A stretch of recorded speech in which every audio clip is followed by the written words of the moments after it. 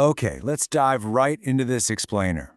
We're going to explore how a muddy strip of pavement evolved into an absolute global symbol of freedom and survival. I mean, picture this. You're driving across the heart of America, right? Endless deserts meeting towering mountains. Bustling cities just kind of fading into these quiet little farming towns. Every single mile you drive is telling a story that's nearly a century old.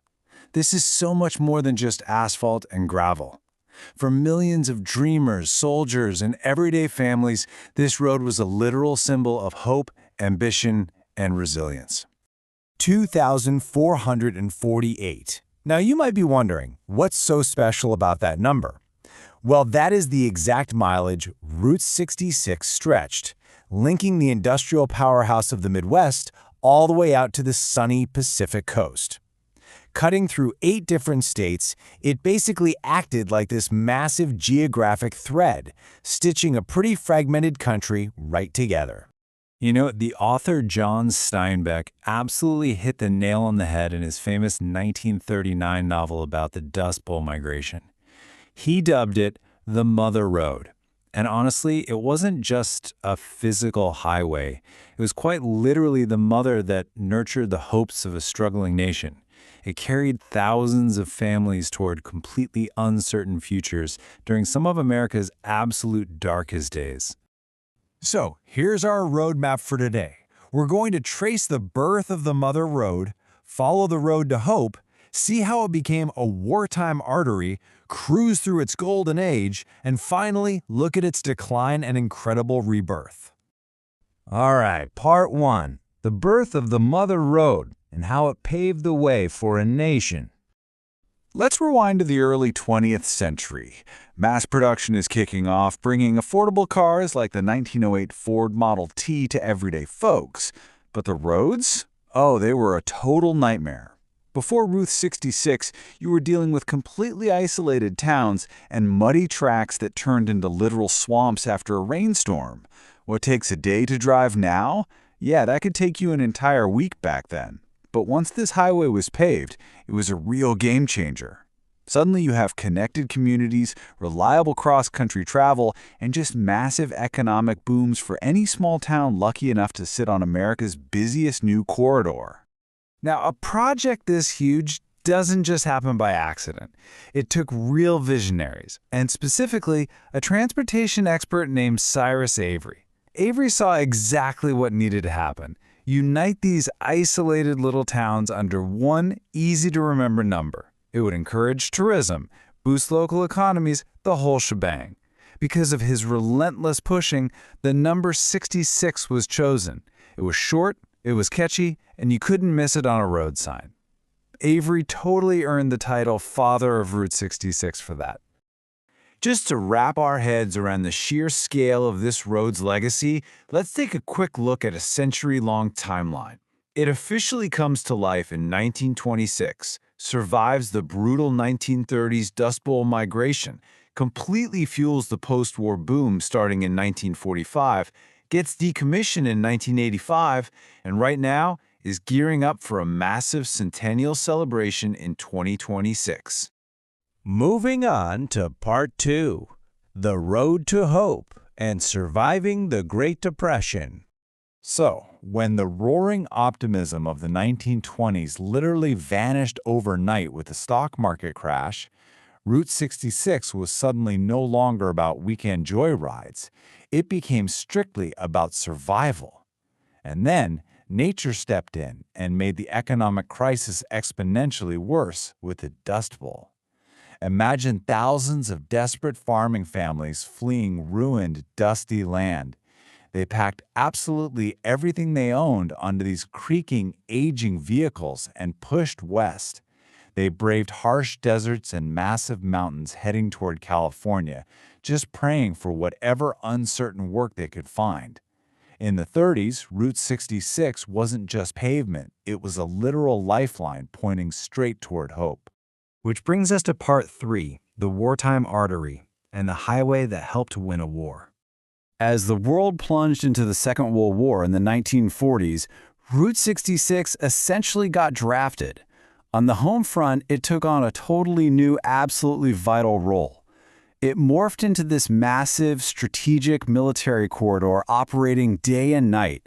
We are talking endless convoys moving troops and equipment, directly linking the industrial hubs of the Midwest to the ports on the West Coast.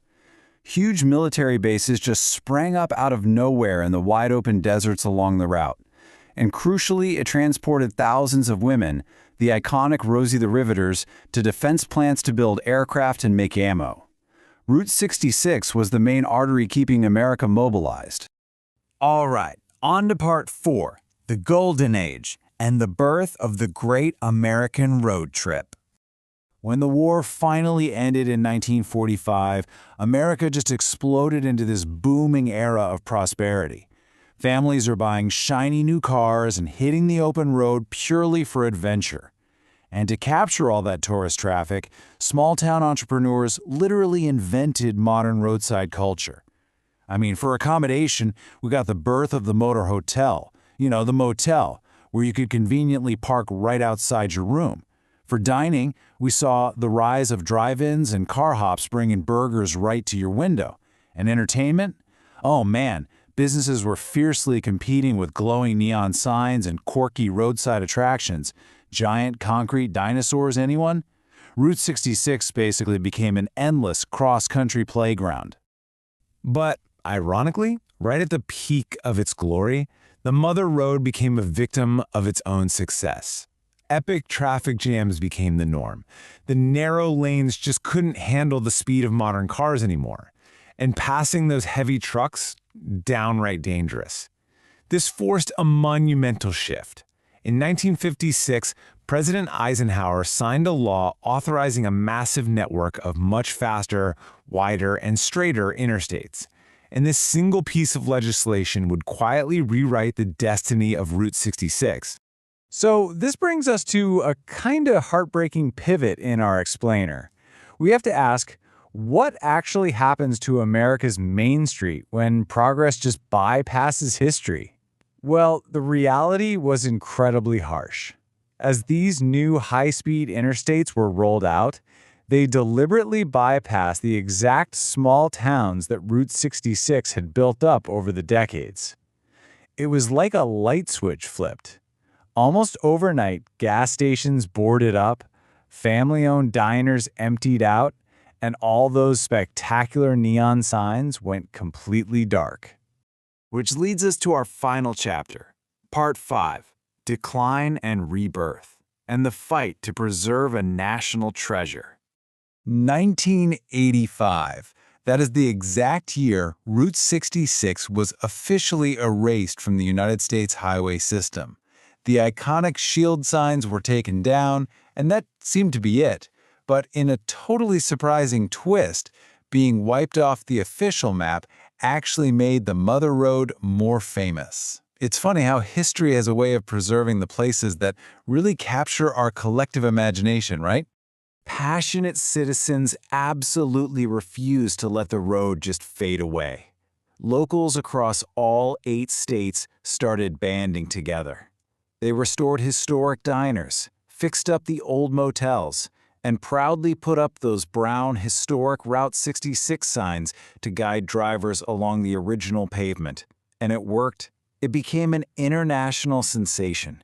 You've got global tourists flying in just to rent classic cars and experience the ultimate American road trip. It even inspired Hollywood, serving as the entire creative backbone for the hit animated movie Cars, which, honestly, introduced a whole new generation to its magic. All of this incredible passion is driving us right up to a massive, nationwide 100th anniversary celebration in 2026. So, I want to leave you with this final thought to chew on. In our hyper-fast modern world, completely ruled by high-speed interstates and GPS navigation, what is the true value of taking the slower road? Route 66 forces us to pause. It invites us to meet the locals, support independent businesses, and discover the hidden stories waiting around every single curve.